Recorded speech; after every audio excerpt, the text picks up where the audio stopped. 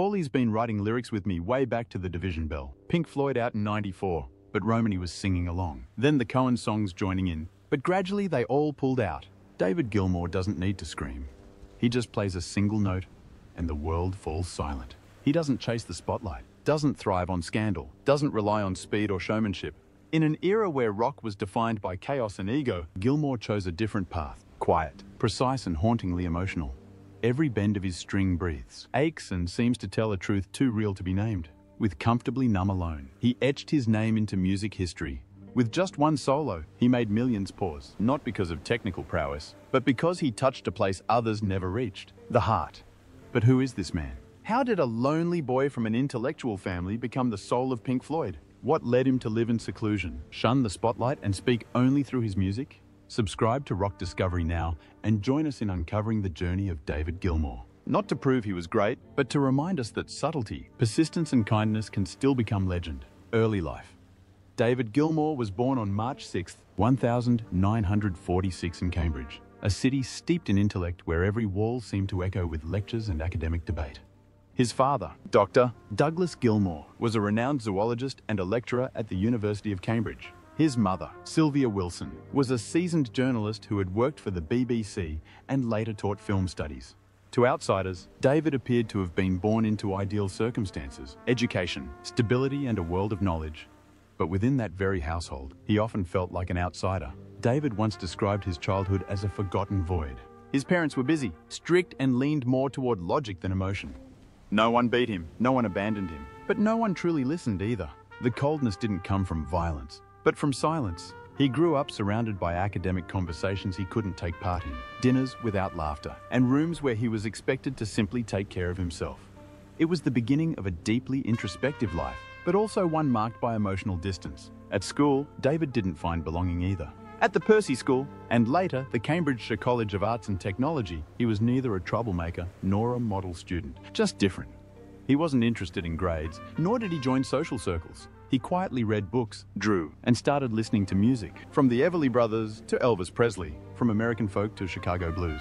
Then came a turning point at age 10. His mother gave him a guitar. No one taught him, and no one supervised him. David taught himself entirely through instruction books, the radio, and solitude. Passava horas sozinho no seu quarto, sem falar com ninguém, tocando os mesmos riffs e acordes vezes sem conta. A música não chegou como uma paixão. Tornou-se um refúgio, um lugar onde a dor podia ser transformada em melodia. Um lugar onde ele não tinha de explicar, apenas de tocar. Foi durante o seu tempo na escola de arte em Cambridge que Gilmour conheceu Syd Barrett, um colega que mais tarde se tornaria o líder fundador dos Pink Floyd. Os dois uniram-se através de jam sessions itinerantes, um amor partilhado pelo blues e longas conversas sobre o significado do som. Mas enquanto Syd era extravagante e instável, David era quieto e controlado. Duas faces opostas de uma identidade artística emergente. Se Barrett era fogo, Gilmour era água, e a vida depressa os atiraria para o mesmo caminho, onde David carregaria não só a guitarra, mas também a sombra deixada pelo seu velho amigo. A juventude de David Gilmour não teve tragédias ruidosas, mas foi mergulhada numa alienação silenciosa, algo que ficaria gravado em cada nota que tocou ao longo da sua vida. E foram estes anos vazios e ecoantes que nutriram um artista que nunca gritava, mas silenciava o mundo a cada nota tocada. Início de carreira. Antes de se tornar a alma musical dos Pink Floyd, David Gilmour passou por uma longa e turbulenta viagem, dividido entre um talento discreto e os holofotes que nunca lhe pareceram estar destinados. No final da década de 1960, com apenas 20 e poucos anos, Gilmour ainda lutava para encontrar o seu lugar. Não era explosivo em palco, nem tinha qualquer habilidade social. Mas, por dentro, possuía algo raro. Um ouvido extraordinário e um toque de guitarra capaz de silenciar uma sala. Depois de terminar a faculdade de artes em Cambridge, ele e alguns amigos, incluindo Syd Barrett, passaram por várias bandas pequenas, tocando principalmente em França, vivendo com dificuldades financeiras e, por vezes, tão miseráveis que precisavam de trocar as suas guitarras por comida. Depois, 1967, ocorreu uma reviravolta fatídica. Os Pink Floyd, então estrela em ascensão graças a Syd Barrett, começavam a decair. O uso de LSD por Barrett tinha ficado fora de controle, levando a uma grave instabilidade mental. A banda estava prestes a falir, a não ser que alguém substituísse a sua voz e a sua guitarra. Esse alguém era David Gilmour. Inicialmente, Gilmour juntou-se a eles como músico de apoio. contratado para substituir Barrett durante as atuações ao vivo, uma vez que Sid já não conseguia manter-se coerente em palco. Mas esse papel rapidamente se tornou permanente. Quando Barrett saiu oficialmente no início de 1968, Gilmour não assumiu apenas a guitarra principal. Teve também de assumir parte do espírito musical da banda, algo que ainda estava profundamente ligado a Barrett na mente dos fãs e dos mídia. Em vez de resistir ou tentar assumir a liderança, Gilmour optou por provar o seu valor através da música. Em álbuns anteriores, como A Saucerful of Secrets, The 1968, More, The 1969, Uma Guma, The 1969, e especialmente Metal, The 1971, Gilmour começou a moldar um novo Pink Floyd, onde o caos dava lugar à profundidade e o ruído psicadélico evoluía para paisagens sonoras cinematográficas, lentas e carregadas de emoção. A faixa Echoes from Metal marcou um marco importante. Pela primeira vez, Gilmour libertou-se num solo extenso dentro de uma estrutura musical complexa, provando que não era apenas um guitarrista substituto, mas alguém capaz de orientar uma identidade musical totalmente nova para a banda. Ainda assim, apesar dos crescentes contributos, o nome de Gilmour continuava a não ser elogiado. A imprensa continuou a referir-se aos Pink Floyd como a antiga banda de Syd Barrett. Gilmour compreendeu e não tentou negar, simplesmente continuou a tocar. Os primeiros anos de carreira de David Gilmour foram marcados por carregar o peso sem se manifestar, liderar sem se destacar. Mas essa humildade tornou-se a essência da sua arte. Nunca exigiu o palco, apenas cuidou da chama. E essa chama, silenciosa mas inabalável, depressa se tornaria uma lenda. Sucesso na carreira, ninguém consegue precisar o momento exato em que David Gilmour se tornou a alma dos Pink Floyd. Não houve qualquer anúncio formal, nem golpe interno. No entanto, de alguma forma, no meio de camadas de som e significado psicadélicos, a sua voz de guitarra, suave, precisa, por vezes assombrosa como o eco de um sonho, ergueu-se silenciosamente e envolveu tudo. Quando Shine On You Crazy Diamond começa com a sua introdução de mais de 3 minutos, os ouvintes já não perguntam quem lidera os Pink Floyd. Simplesmente fecham os olhos e deixam Gilmour contar a história através das suas cordas. O sucesso dos Pink Floyd não aconteceu de um dia para o outro. Foi o resultado de anos de experimentação e contrariedades. E Gilmour foi a força silenciosa que orientou esta transformação. Quando The Dark Side of the Moon foi lançado em 1973, o mundo testemunhou não só uma obra-prima técnica e conceptual, mas a marca de uma mão invisível a tecer cada detalhe sonoro num todo harmonioso. Essa mão pertencia a David Gilmour. Não escreveu as letras, nem iniciou os conceitos gerais, mas foi ele quem deu a Roger Waters ideias abstratas, alma, profundidade e ressonância entre uma assonância intemporal, do ecoante atraso do tempo ao ritmo instável do dinheiro. Cada momento tinha a marca de um artista que nunca precisou de falar para ser ouvido. Depois de The Dark Side of the Moon, os Pink Floyd não pararam. Entraram no que muitos consideram o seu auge artístico. Ironicamente, também o início de crescentes tensões internas. With Wish You Were Here, Gilmour poured all his sorrow and regret for his old friend Syd Barrett into the aching notes of Shine On You Crazy Diamond. No need for poetic lyrics. His black Stratocaster spoke of a lost youth, a fragmented soul, and a memory that would never heal. He also transformed the simple composition Wish You Were Here into a universal anthem for absence and longing. Plain, unadorned, yet powerful enough to make millions weep. However, during these glorious years, Gilmour gradually entered the grey zone of a silent, creative clash with Roger Waters. While Waters increasingly wanted to turn music into political declarations and societal critiques, Gilmour clung to instinct, emotion, and nuance. The album Animals stands as a clear marker of this divide. Dark, tense, and lyrically heavy, yet radiant whenever Gilmour's parts came in. On Dogs, he didn't just play the guitar. He carved each note into the track like an unspoken wound, drawing the listener in while leaving them breathless. Then came The Wall, a towering fortress of ideas, emotion, and conflict. Though this was largely Roger Waters' creative project, it was David Gilmour who delivered the album's most iconic moment, Comfortably Numb. His solo on that track is routinely ranked among the greatest guitar solos of all time. Not for technical complexity, but for evoking a feeling so surreal, so painful, and so suspended that listeners can no longer distinguish between sound and emotion. Gilmour rescued The Wall from becoming sheer fury, infusing it with a vulnerability only an artist intimately familiar with pain could express. Yet behind the glow of these legendary albums, a quiet but profound battle was unfolding within Pink Floyd between two creative forces, Roger Waters and David Gilmour. In the beginning, they complemented each other, Waters generating ideas, Gilmour bringing them to life. But over time, Waters increasingly took control, imposing heavy-handed political messages onto the music, while Gilmour found himself pushed aside, reduced to executing someone else's vision. The tension didn't erupt loudly, but seeped into every take, every cold studio session, and ultimately led to a deep fracture in their artistic direction.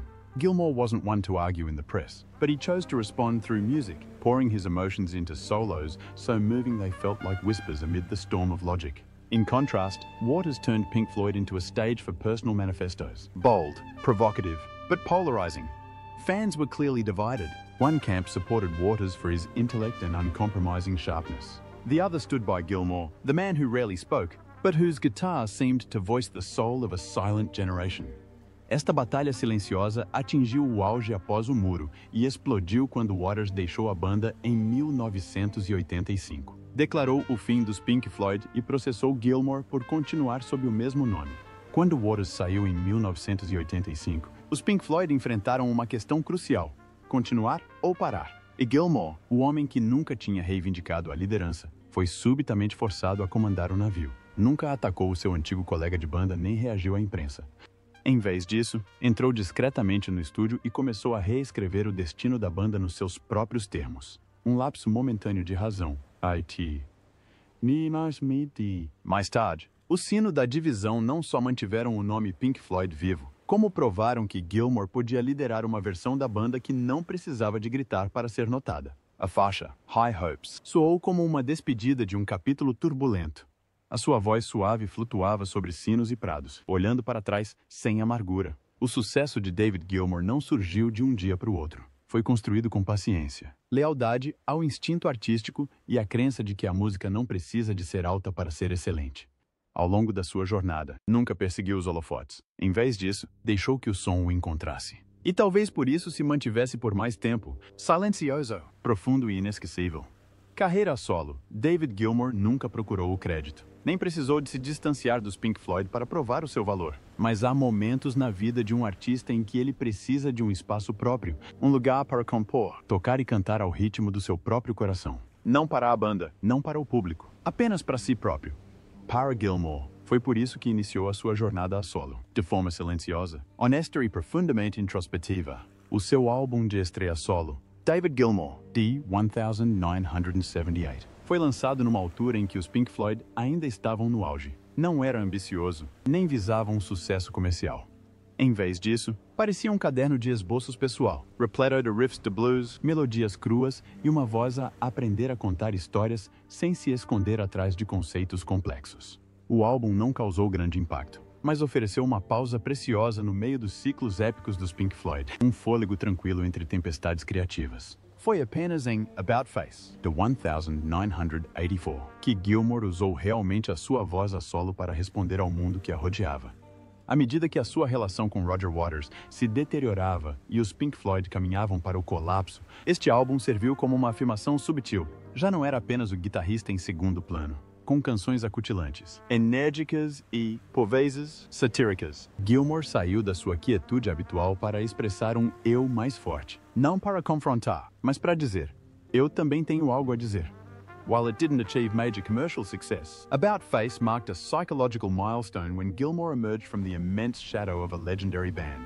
But it wasn't until On an Island, 2006, that David Gilmour finally found the voice he had been pursuing all his life. After decades of touring, conflict, and loss, he returned to the studio in a completely different state of mind. Calm, reflective, and with nothing left to prove. The album carried cinematic textures, poetic tones, and a clear sense of intimacy. With lyrics written by his wife, novelist Polly Sampson, the songs took on a new depth of language and emotion. Gilmour was no longer shaping someone else's ideas. He was now singing his own truths as a father, a husband, a man contemplating life in its twilight. Quietly, On an Island reached #1 in the UK, proving that sometimes silence is the most powerful sound of all. Building on that success, Rattle That Lock, 2015, revealed a Gilmour unburdened by the image of being a legend or former Pink Floyd. He freely explored genres, from jazz to ambient, from classic rock to subtle electronic textures. The album's music wasn't heavy or dark as fans might have expected, but bright, airy, and at times even playful. Yet beneath that freedom remained the quiet depth of a man who had lived too long with loneliness and was now learning to enjoy the light at the end of the day. Beyond the studio, Gilmour brought his solo music to some of the world's most symbolic stages. His Live at Gdansk concert in 2006, accompanied by a symphony orchestra, wasn't just a musical event. It was a tribute to history, performed at the birthplace of Poland's Solidarity movement. In 2017, he returned to Pompeii, where Pink Floyd had once filmed in 1972. But this time, it was just him. The new Live at Pompeii marked a full-circle moment, where the glory began, now became the place he bid farewell to the past with his own music. David Gilmour's solo work was never about escaping the shadow of Pink Floyd. It was a journey inward, steady and unhurried. In a music world that grows noisier and more volatile by the day, he remains one of the few artists to preserve his identity.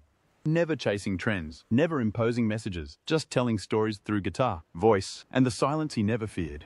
And perhaps that's why his solo music doesn't need a massive audience, just those willing to pause and truly listen. Personal life. David Gilmour is a rare figure in the world of rock.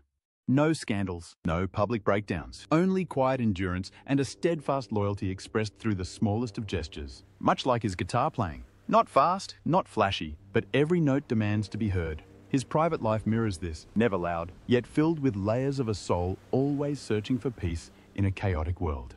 Gilmour married for the first time in 1975 to Ginger Gilmore, an American artist and sculptor. They met during the height of Pink Floyd's fame, a time when he was stretched thin between success and growing internal tensions within the band. In her memoir, Ginger described David as a quiet, gentle, introspective man who often used music to escape his emotions.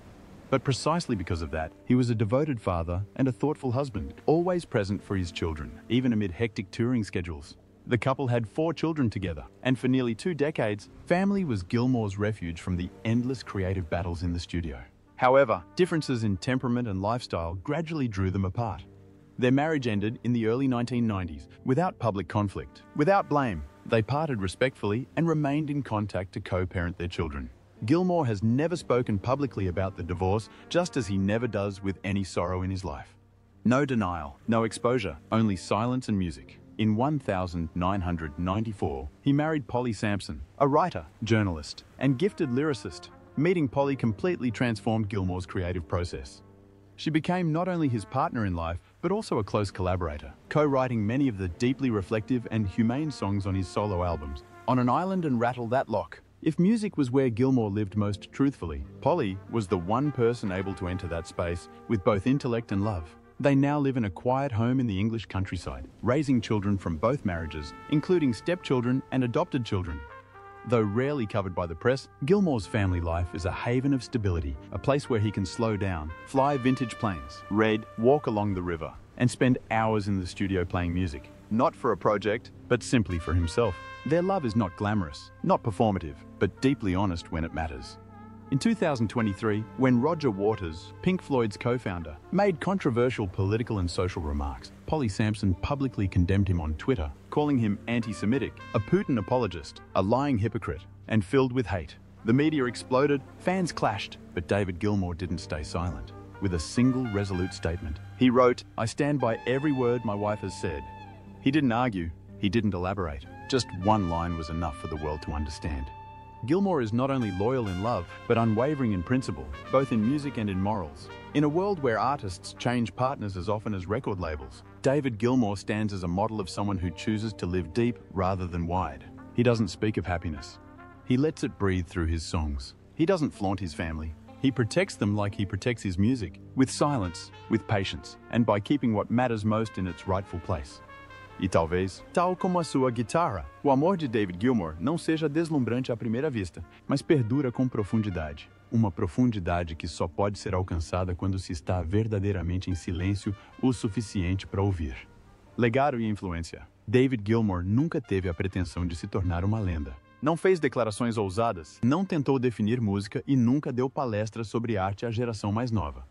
No entanto, de forma silenciosa e profunda, deixou uma marca indelével. Não apenas nas gravações, mas na forma como uma geração inteira passou a compreender o que é uma bela melodia. O que significa para uma guitarra ter alma? Gilmour nunca foi o tipo de guitarrista que deslumbrava com a velocidade ou a técnica teatral. Não tocava para se exibir, não corria contra o tempo e nunca tentava desafiar-se por prazer. O que ele sempre procurou foi a emoção. Cada solo, The Time and Comfortably Numb Shine on You Crazy Diamond, parecia uma história contada sem palavras. Poucos artistas conseguem levar o ouvinte às lágrimas com uma única nota sustentada. Gilmour consegue, sem explicações, sem alarido, só a brincar. E o mundo cala-se. É por isso que é amplamente considerado um dos maiores guitarristas de todos os tempos. Não apenas por publicações como a Rolling Stone e a Guitar World, mas também pelos próprios colegas músicos. Artistas como Mark Knopfler, John Frusciante, Ed O'Brien, Radiohead e Steven Wilson consideram-no um guia, um modelo para criar profundidade na música sem ter de ser barulhento. Numa era obcecada pelo impacto rápido, Gilmour ensina-nos como abrandar, para ir mais fundo, mas a sua influência vai muito para além da técnica da guitarra. Como co-arquiteto do som característico dos Pink Floyd, Gilmour ajudou a construir todo um universo musical, cinematográfico e abstrato, mas emocionalmente cru e intimista. Mas ninguém conseguia fazer o rock parecer tão meditativo e assombroso como ele. Álbuns como The Dark Side of the Moon, Wish You Were Here e The Division Bell não foram apenas marcos comerciais.